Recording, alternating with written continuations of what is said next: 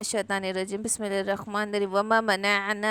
ان نرسل بالآیات، اور ہم نے روک دی کہ ہم بھیجے نشانیاں، الا ان کذب به الاولین، کہ اس کو پہلے والوں نے جھٹلا دیا، کہ ہم نے اب موقوف کر دی، ہم نے روک دی کہ ہم نشانیاں بھیجے کہ ان کو اگلے والے جھٹلا دیتے ہیں۔ تو نشانیوں سے مراد معجزے ہیں جو نبیوں کے ساتھ آتے، انبیاء کے ساتھ آتے، تو جو بار بار معجزات کا ڈیمانڈ کر رہے تھے لوگ، تو کیا کہا کہ اگر معجزہ دکھ گیا اور یقین نہیں لائے، اس سے پہلے بھی جھٹلایا دوسری قوموں نے، تو ان کے اوپر فوراً عذاب آن پکڑا۔ تو اب ہم نہیں چاہتے کہ ہم آیتیں دکھائیں، معجزات دکھائیں اور تم ان کو پہلوں کی طرح جھٹلا دو۔ وہ آتا ہے نا سمود الناقۃ، کہ ہم نے عطا کیا تھا قوم سمود کو ناقۃ، ایک اونٹنی عطا کی تھی، مبصرۃ، بصیرت کے لیے، فظلموا بها، تو پھر انہوں نے اس پر ظلم کرا۔ کہ اس سے پہلے اتنی بڑی نشانیاں، جیسے کہ انہوں نے ایک اونٹنی کی ڈیمانڈ کی تھی، گابن ہو، اس میں سے آ جائے، اتنی بڑی آ جائے، چٹان میں سے نکل کر آ جائے، ایسی کیسی دیکھنے کے بعد بھی انہوں نے اس پہ اتنا برا ظلم کیا کہ اس کے کوچے کاٹ دی۔ وما نرسل بالآیات الا تخویفا، کہ ہم تو نشانیاں بھیجتے ہیں تاکہ ڈرانے کے واسطے، ہم جو نشانیاں بھیجتے ہیں تاکہ ڈر خوف کر لو، سدھر جاؤ، سنبھل جاؤ، اللہ کی وحدانیت پہ یقین کر لو۔ وَإِذْ قُلْنَا لَكَ إِنَّ رَبَّكَ أَحَاطَ بِالنَّاسِ، اور جب ہم نے کہا کہ ہم کہ لکا، آپ کے لیے، کہ بے شک آپ کا رب گھیرے ہوئے ہیں لوگوں کو، وہ گھیرے ہوئے ہیں لوگوں کو، یعنی ان کا نفع نقصان، ان کا اچھا برا ہر چیز اللہ محیط ہے، اللہ اس کو گھیرے ہوئے ہے۔ ہر شخص کو، ظاہر سی بات ہے نا، اس کی قدرت، اس کی قسمت، اس کی ہر چیز اللہ نے احاطہ کیا ہوا ہے۔ وَمَا جَعَلْنَا الرُّؤْيَا الَّتِي أَرَيْنَاكَ إِلَّا فِتْنَةً لِلنَّاسِ، اور ہم نے بنایا رؤیا، دکھانا آپ کو، الَّتِي، جو کہ أَرَيْنَاكَ، جو ہم نے آپ کو دکھایا، إِلَّا فِتْنَةً لِلنَّاسِ، کہ مگر فتنہ تھا، آزمائش تھی لوگوں کے لیے، کہ جو ہم نے دکھایا۔ اب رؤیا کا مطلب یہاں پہ خواب ہوتا ہے، لیکن خواب نہیں لیا جائے گا کہ یہاں مراد وہ معراج کی رات ہے، جو معراج کا واقعہ ہوا، ملک شام جانا، بیت المقدس جانا اور پھر عرش پہ چلے جانا۔ تو یہاں رؤیا کا مطلب وہ دکھلانا جو کہ آپ نے دکھلایا اپنے قدرت، اپنے معجزات معراج کی رات میں، تاکہ الا فتنۃ للناس، کہ اس سے آزمائش ہو جائے لوگوں کی، کہ واقعتاً اتنی بڑی آزمائش ہو گئی تھی کافروں کے لیے، ایک بہت بڑی معجزہ تھا، کیونکہ آپ صلی اللہ علیہ وسلم صرف گئے ہی نہیں بلکہ اس کا ثبوت بھی دے دیے۔ بعد میں جب اس پہ بہت ساری انگلیاں اٹھی، اس کے اوپر سوالات اٹھے، تو آپ صلی اللہ علیہ وسلم نے پورے اس کے وہ بھی دے دیے تھے، اس کا ثبوت بھی دے دیے تھے۔ آپ سے پوچھا گیا کہ بیت المقدس دکھتا کیسے ہے، تو اپنے ہو اس کا نقشہ بتا دیا۔ وہاں کے جو قبیلے والے واپس لوٹ رہے تھے، ایک کارواں واپس آ رہا تھا، اس کا احوال آپ نے بتا دیا، ان کارواں والوں نے بھی تصدیق کر دی کہ ہاں، آپ صلی اللہ علیہ وسلم سے ہماری ملاقات ہوئی تھی، آواز سنائی دی تھی، آپ صلی اللہ علیہ وسلم نے پانی پیا تھا، یہ سب آپ صلی اللہ علیہ وسلم نے دلائل بھی دے دیے تھے ان کو۔ یہ معجزہ تھا کافروں کے لیے اور آزمائش تھی مومنوں کے لیے۔ تو جتنے جو نو مسلم ہوئے تھے، جن کے دل میں ایمان پکا نہیں ہوا تھا، وہ فوراً مرتد ہو گئے تھے اس بات سے، تو یہ آزمائش تھی۔ وشجرۃ الملعونۃ فی القرآن، جو ملعون شجر، یعنی جس پر لعنت بھیجا ہوا، پھٹکارا ہوا جو درخت ہے، جس کا ذکر قرآن میں ہے، تو اس سے کیا مراد ہے؟ اس سے مراد ہے جو آپ صلی اللہ علیہ وسلم نے جہنم میں جو درخت دیکھا تھا، زقوم کا، جو جہنمیوں کے کھانے کے لیے بنایا ہے نا، کانٹے دار درخت کے، جس کو کھائیں گے تو ان کے پورے ہونٹ، ان کی ادڑیاں باہر آ جائیں گی۔ تو آپ صلی اللہ علیہ وسلم نے معراج کی رات میں اس سدرۃ المنتہا کو دیکھا تھا اور یہ شجرۃ الزقوم کو دیکھا تھا، کہ جو توہڑ کا درخت ہے، جو جہنمیوں کے کھانے کے لیے اور جہنم میں ہے اور جہنم کی آگ میں ہے۔ تو اس والے درخت کی بات ہو رہی ہے کہ یہ آپ کا دکھانا، اور یہ شجرۃ معلونۃ، یعنی جو پھٹکارا ہوا ملعون جو شجر ہے، شجرۃ الزقوم ہے، جس کا ذکر قرآن میں آیا ہے۔ تو اس سے ہم نے لوگوں کو کیسے آزمایا کہ لوگ کہنے لگے کہ جہنم میں آگ ہے، اور آگ میں کوئی جھاڑ کیسے رہ سکتا، آگ میں کوئی درخت کیسے رہ سکتا، وہ تو جل جائے گا، اس کے بارے میں یقین ہی نہیں کر رہے تھے۔ جبکہ اللہ کی قدرت سے کیا بعید کہ وہ چاہے تو کسی درخت کو ایسا اگائے کہ وہ آگ سے پنپے، آگ اس کا کھانا ہو، اس کو پانی اور مٹی کی نہیں بلکہ آگ کی ضرورت ہو۔ اللہ کے لیے، اللہ کی قدرت سے کیا بعید ہے یہ چیز بھی، کہ کسی چیز کو جب انسان اگر سمندر اگر ہم نہیں دیکھتے تھے، فار ایگزامپل اگر کسی نے دنیا میں سمندر نہ دیکھا ہو، تو وہ سوچے گا کہ پانی میں کوئی چیز کیسے زندہ رہ سکتی، وہ خود ڈوبتا ہے اگر پانی میں، تو وہ خود کی قدرت پہ ہر چیز کو کنسیڈر کرے گا کہ مجھے تو ہوا چاہیے، میں جیسے پانی میں مر جاتا ہوں تو دوسرے جاندار بھی پانی میں مر جائیں گے، تو اس کو یقین نہیں آئے گا نا سمندر پہ۔ اگر کسی نے فار ایگزامپل دیکھا ہی نہیں، اس کو نالج ہی نہیں ہے کہ سمندر کیا چیز ہے، اور اس سے کہا جائے کہ پانی ایسا ہے اور پانی میں کئی ایسی مخلوقات ہیں جن کی ابھی تک تحقیق بھی نہیں ہوئی، تو یقین نہیں کریں گا نا، کیونکہ اس کو نالج لمیٹڈ ہے. تو ویسا ہی انسان کا لمیٹڈ نالج ہے، اس کو نہیں معلوم کہ اللہ کی قدرت کتنی زیادہ پھیلی ہوئی ہے، کتنی وسعت والی ہے کہ وہ اس کے ذہن میں بھی نہیں وہ باتیں آ سکتی. وَنُخَوِّفُهُمْ کہ ہم ان کو ڈراتے ہیں، فَمَا يَزِيدُهُمْ إِلَّا طُغْيَانًا كَبِيرًا مگر اس سے زیادہ ہوتی ہے ان کی سرکشی، بڑی سرکشی، اور زیادہ سرکش ہو جاتے ہیں وہ اس سے. تو حضرت عائشہ، حضرت معاویہ، حضرت حسن، ان سب کی تفسیر یہ ہے کہ جاچنا کیسا تھا آپ صلی اللہ علیہ وسلم کا شب معراج میں، کہ جو مرتد ہو گئے تھے، نئے ایمان لانے والے نو مسلم، ان کا جاچا جانا. اور رویا یہاں پہ وہ دکھلانا جو آپ صلی اللہ علیہ وسلم نے ڈائریکٹ آنکھوں سے دیکھا، وہ خواب نہیں ہو سکتا، کہ جو یہ دلیل دیتا ہے کہ شب معراج خواب ہے. کیونکہ اگر کوئی خواب بیان کرے کہ میں چاند پہ جا کر آیا، چاند پہ گھوم کر آیا ہے، تو کوئی شور واویلا نہیں ہو جائے گا، کوئی اسے تصدیق نہیں مانگے گا، کوئی مرتد نہیں ہوگا اس کی بات سن کے. تو یہ خواب مراد ہی نہیں ہے، یہاں سے مراد وہ دکھلانا ہے جو آنکھوں سے دکھلایا. وَإِذْ قُلْنَا لِلْمَلَائِكَةِ اسْجُدُوا لِآدَمَ اور جب ہم نے کہا فرشتوں سے کہ سجدہ کرو لِآدَمَ آدم کے لیے، فَسَجَدُوا إِلَّا إِبْلِيسَ مگر سب نے سجدہ کیا سوائے ابلیس کے. قَالَ أَأَسْجُدُ لِمَنْ خَلَقْتَ طِينًا کہ اس نے کہا کہ میں سجدہ کروں اس کو جس کو تین سے بنایا گیا، مٹی سے بنایا گیا، کہ میں تو آگ سے بنا ہوں، میری خلقت زیادہ افضل ہے. قال ارأیتک ھذا الذی تو کہا کہ ارأیتک بھلا دیکھ لو، ھذا الذی کرمتا کہ یہ وہ ہے، کرمتا کہ تو نے کرم کیا علیہ مجھ پر، کہ کہنے لگا کہ بھلا دیکھو یہ وہ چیز ہے کہ اس کو مجھ سے کرم یعنی مجھ سے زیادہ عزت دے دی گئی. لئن اخرتنا الی یوم القیامت کہ اگر آپ ڈھیل دے الی یوم القیامت قیامت کے دن تک، لأحتنکن ذریتہ الا قلیلا تو میں ضرور غالب آ جاؤں گا، ڈھانپ لوں گا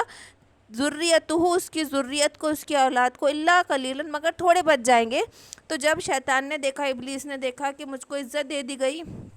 اب اس کا یہ سوال کرنا ہی بے ادبی میں اور نافرمانی میں آ گیا تھا کہ اللہ ہی ہے عزتوں کا دینے والا، چاہے وہ مٹی کے بنے میں کوئی عزت دے دے یا آگ کے بنے میں کوئی عزت دے دے. جب اس نے عزت دے دی تو اپنے آپ افضل ہو گیا. عزت اس میں نہیں تھی، برتری پانی اس میں نہیں تھی، مٹی ہو یا آگ ہو، کہ اللہ جس کو چاہے برتری دے دے. تو اس نے کیا کہا کہ بھلا دیکھو تو اس چیز سے عزت دے دی گئی مجھ پر عزت دے دی گئی، مجھ پر برتری دے دی گئی. اگر مجھے ڈھیل دے دی جائے قیامت کے دن تک تو میں ضرور ڈھانپ لوں گا، بہکاؤں گا اس کی اولاد کو، مگر تھوڑے بچیں گے، مگر تھوڑے. قال اذهب تو کہا کہ اذهب اتر جا، چلا جا. فمن تبعک منہم تو جو اتباع کرے گا تیری، منہم ان میں سے، فإن جہنم جزاؤکم تو جہنم ان کی جزا ہوں گی، جزاء موفورا کے بدلہ پورا ہونے والا. پھر تو چلا جا، جو کوئی تیری اتباع کرے گا تو اس کی جزا جہنم ہوں گی. وَاسْتَفْزِزُوا مَنِ اسْتَطَعْتَ گھبراہٹ، من استطاعت جو استطاعت ہو تیری، منہم ان میں سے، تو گھبرا دے ان کو، تو بہکا دے ان کے دلوں کو، بے چین کر دے جتنی تیری استطاعت ہے. منہم بن صوتک اپنی آواز سے، وجلب اور لے علیہم ان پر، بخیلک تیرے سوار، ورجلک تیرے پیادے، وشارکہم اور شریک ہو جا ان کے ساتھ، فی الاموال ان کے مال میں، والاولاد ان کے اولاد میں، وعدہم اور وعدہ دے ان کو. تو اب اس میں کیا کہا کہ شیطان کو کیسے، شیطان وعدہ کر رہا نا کہ مجھے ڈھیل دے دو قیامت کے دن میں ضرور بہکاؤں گا. یہ بات آئی نا، اگر مہلت دے دی جائے، لئن اخرتنا الی یوم القیامت کہ اگر مجھے ڈھیل دے دی جائے تو میں ضرور ان کی اولاد کو پہ غالب آ جاؤں گا، ان کو بہکا دوں گا. تو اتنی بڑی اس نے وہ کیسے کی، وعدہ کیسے کر رہا تھا، وہ اتنا بڑا دعویٰ کیسے کر رہا تھا شیطان، کیسے؟ اور کہ اس نے جانچ لیا تھا آدم کو کہ اس کے اندر نفسانی خواہش ہے، اور اس خواہش کے بنا پر میں اس کو کمزور کروں گا اور اس کی شہوت پہ غالب آ کر اسے نئے نئے کرتب کروا لوں گا، جو میں چاہوں گا میں اس کو اس کے اوپر غالب ہو سکتا، کہ اس نے اتنے دن آدم علیہ السلام کی مٹی اور خمیر اور ہر چیز کو اتنے اچھے سے جانچ لیا تھا کہ اس کو پتہ تھا کہ اس کے اندر جو نفس ہے، اس نفس پہ اگر میں قابو پا لوں گا تو یہ جو چاہے گا کرے گا. اور وہی ہے نا کہ نفس کی اطاعت کیسی ہے نا، شیطان کی اطاعت ہے، اور جس نے نفس کی اطاعت کی تو پھر وہ اللہ کی اطاعت سے ہٹ گیا. تو نفس کو باندھنا کتنا ضروری ہے اپنا. اور دوسری بات یہ کہ ہو سکتا ہے اس کا وعدہ جھوٹا ہو. دوسری تفسیر کیا ہے کہ اس نے اتنا بڑا وعدہ کیا کہ جیسے دوسرے وعدے دعوے ہے ویسا یہ بھی جھوٹا دعویٰ کیا ہو، کوئی کر کے دیکھتا ہوں، بات بن جائے تو بن جائے، کیا جا رہا، کیا ہو رہا. اور کیا کہا، بی صوتی کا وَاسْتَفْزِزُ مَنِ اسْتَطَعْتَ، وَاسْتَفْزِز پیشنی ہے نا، وَاسْتَفْزِز اس میں برابر نہیں، وَاسْتَفْزِز مَنِ اسْتَطَعْتَ، گھبرا لے ان کے اندر گھبراہٹ ڈال دے اس چیز سے جو تیری استطاعت میں ہے، منہم بصوتک، تیری آواز سے. اب آواز سے کیا مراد ہے؟ آواز سے شیطان کی آواز سے دیکھو کیا مراد ہے، ہاں گانا بجانا، موسیقی. کتنا اچھا لگتا ہے، کتنا دل کو بھاتا، اور حرام ہو گیا نا وہ جو چیز حرام ہو گئی، گانا بجانا، موسیقی، لہو لا بے حیائی کی باتیں کرنا، یہ اس کی آواز ہے کہ اس چیز سے انسان بہکتا ہے، حرام کر دی گئی، گناہ گار ہوتا ہے. وَجْلِبْ عَلَيْهِمْ بِخَيْلِكَ، لے آ ان پر سوار، وَرَجِلِكَ، اور پیادے. اب اپنے سوار لے آ، پیادے لے آ، تب اس کی کوئی فوج ہوں گی کہ اس کے لیے پیادے ہے، اس کے لیے گھوڑ سوار وہ ہے، سپاہی ہے، وہ بھی ہو سکتا. یا پھر جو کفر میں حالت میں کفار جو لڑنے نکل رہے تو وہ شیطان کا لشکر ہے. دو ہی لشکر ہے، یا تو شیطان کا لشکر ہے یا رحمان کا لشکر ہے، کہ جو اللہ کی اطاعت کر رہا ہے وہ اللہ کا لشکر ہے، اور جو اللہ کی نافرمانی کر رہا ہے تو وہ شیطان کا ہی فرما بردار ہے، وہ شیطان کا لشکر ہے. تو جو کفر کی حالت میں نکل رہے، کفر کے لیے نکل رہے، کفر کے لیے جنگ کر رہے، وہ سب شیطان کے لیے جنگ کر رہے، تو وہ اس کے سوار پیادے ہو گئے. یا یہ کہ یہ کہاوت ہو بتانے کے لیے کہ یعنی جو کرنا ہے کر لے، یعنی کیا کہا جا رہا ہے، جو کرنا ہے کر لے، تو کیسے گھبراہٹ ڈال سکتا اپنی آواز سے، پیادے لے آ، یہ لیا، دنیا کا ساز و سامان جمع کر لے، دولت جمع کر لے، جس چیز سے تو چاہے. تو وہ اس کو وہ ہو محاورتاً کہاوتاً بلاغت کے طور پہ کہا گیا کہ تو پیادے لے آ، سواریاں لے آ، جتنا لشکر ہے تو لے آ، جو کرنا چاہتا ہے کر لے. وَشَارِكُهُمْ فِي الْأَمْوَالِ، اور شرکت کر لے مال کے ساتھ. اب مال کے ساتھ شرکت کرنا کیسا ہے شیطان کا، کہ جس نے حرام کمائی کی ہے نا، جس نے حرام کمائی کی ہے اس کی کمائی میں شیطان شریک ہو گیا. والاولاد، اور اولاد سے مراد یا تو حرام اولاد ہے، یا کہ اپنی اولاد کی صحیح سے اس نے تربیت نہیں کی، اس کو دین نہیں سکھایا، اسلام پہ نہیں تھی، وہ گناہ کر رہی، تو وہ پھر اس کی شرکت پھر اولاد میں بھی ہو گئی. وعیدہم، اور وعدہ دے ان کو، وما یعیدہم، کہ نہیں ہے وعدہ اس کا شیطان کا، الا غرورا، مگر دھوکے کا. ان عبادی لیس لک علیہم سلطانن، کہ بے شک میرے بندے نہیں ہے لکا تجھ پر، علیہم لکا تیرے لیے ان پر، سلطانن کوئی زور. وکفا بربک وکیل، اور کافی ہے تیرا رب کارساز، کام بنانے والا. کہ اللہ کے جو مخلص بندے ہوں گے، اللہ کے صالحہ بندے ہوں گے، تو اللہ ان کا کارساز ہو جائے گا، ہے نا. ہم پناہ مانگے اللہ سے، ہم تقوی کا اختیار کریں، ہم پرہیزگاری اختیار کریں، ہم ہدایت مانگے، ہم ہر بار بچتے رہیں، تو اللہ بھی پھر ہمارا کارساز ہو جائے گا نا. اگر ہم اس کوشش میں لگے رہیں گے تو اللہ بھی ہماری اس طریقے سے مدد کریں گا. اور جو اپنے آپ کو ڈھیل دے دے، اپنے نفس کو آوارہ چھوڑ دے، اپنے نفس کی خواہشوں پہ چڑھے، تو پھر اللہ بھی اس سے بے پرواہ ہو جائے گا. تو یہاں پہ وہی کہا جا رہا ہے کہ میرے بندے، اگر ان بندوں پر تیری حکومت نہیں چلیں گی، میں ان کے لیے کارساز ہو جاؤں گا. نیکن احتناک بنا ہے، جس کے معنی ہے پوری طرح غالب آ جانا، پوری طرح سے ان کو فنا کر دینا. ربکم الذی یرجی لکم فلک، اور تمہارا رب الذی وہی ہے، یرجی جو چلاتا ہے، لکم تمہارے لیے، فلکا کشتی کو، فی البحری دریا میں، لتبتغوا من فضلی تاکہ تم تلاش کرو اس کا فضل. انہ کان بکم رحیما، اور بے شک وہ تمہارے لیے مہربان ہے. اذا مسکم الضر، جب پہنچتی ہے تم کو کوئی آفت، فی البحری دریا میں، ضل من تدعون الا ایاہ، تو گم ہو جاتے ہیں جس کو تم پکارتے تھے اللہ کے سوا. فلما نجاکم، پھر ہم نجات دیتے ہیں تم کو، الی بر، خشکی کی طرف، اعرضتم، تم پھر جاتے ہو. وکان الانسان کفورا، تو انسان بڑا ناشکرا ہے. افآمنتم، کیا تم بے خوف ہو گئے ہو، ان یخسف بکم جانب البر، کہ ہم گرا دے تمہارے اوپر خشکی سے، جنگل سے کوئی ٹکڑا، دھسا دے اس کو، یخسف دھسا دے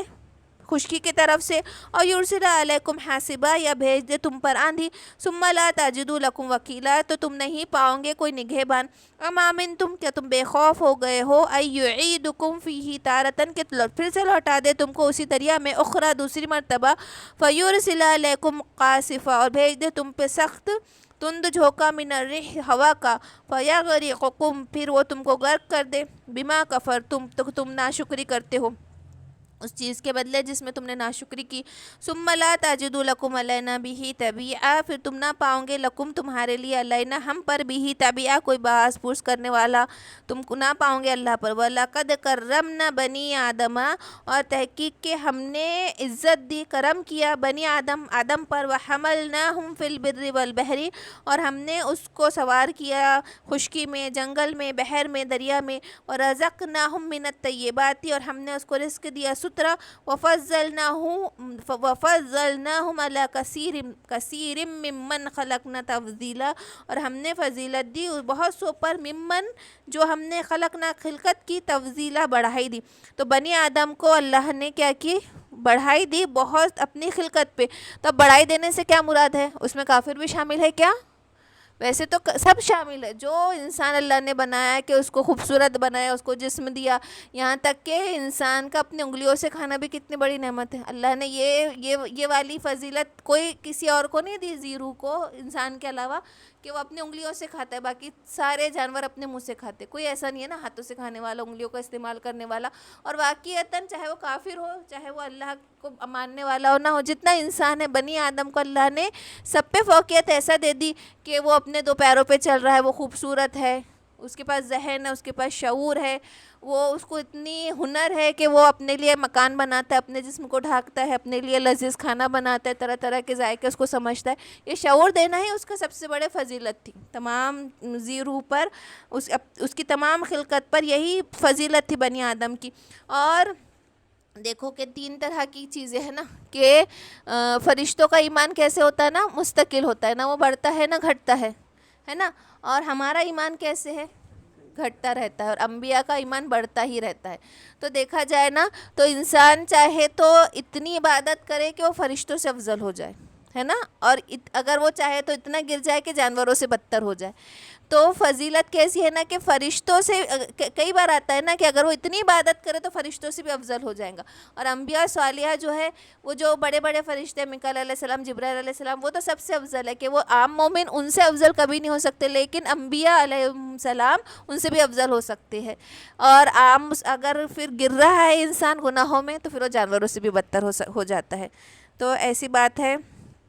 فرشتوں سے افضل کیسے ہو سکتا ہے وہ، کہ فرشتے تو ہر بار تسبیح بیان کر رہے، اطاعت کر رہے، لیکن ان کے اندر شہوت نہیں ہے، ان کے اندر خواہش نہیں ہے، اور ان کا ایمان بالعین ہے، اور ہمارا ایمان بالغیب ہے، کہ وہ آنکھوں دیکھا ہے، ان کو جنت، دوزخ، اللہ پاک، ہر چیز اللہ کی ہر قدرت ان کو دکھ رہی، تو ان کا ایمان بالعین ہے، اور ہمارا ایمان کیسے، ایمان بالغیب، کہ ہم بنا دیکھے ایمان لے آئے، اور اس فرشتوں میں کیا ہے، شہوت نہیں ہے، خواہشات نہیں ہے، ان کی کوئی عقل و شعور نہیں ہے، بس ان کو جو کام سونپا گیا وہ کام کرتے، لیکن انسان ان سب کے بعد اگر وہ اللہ کی اتنی عبادت کرے تو فرشتوں سے افضل ہو جائے، نیک صالح اگر ہے تو، بس۔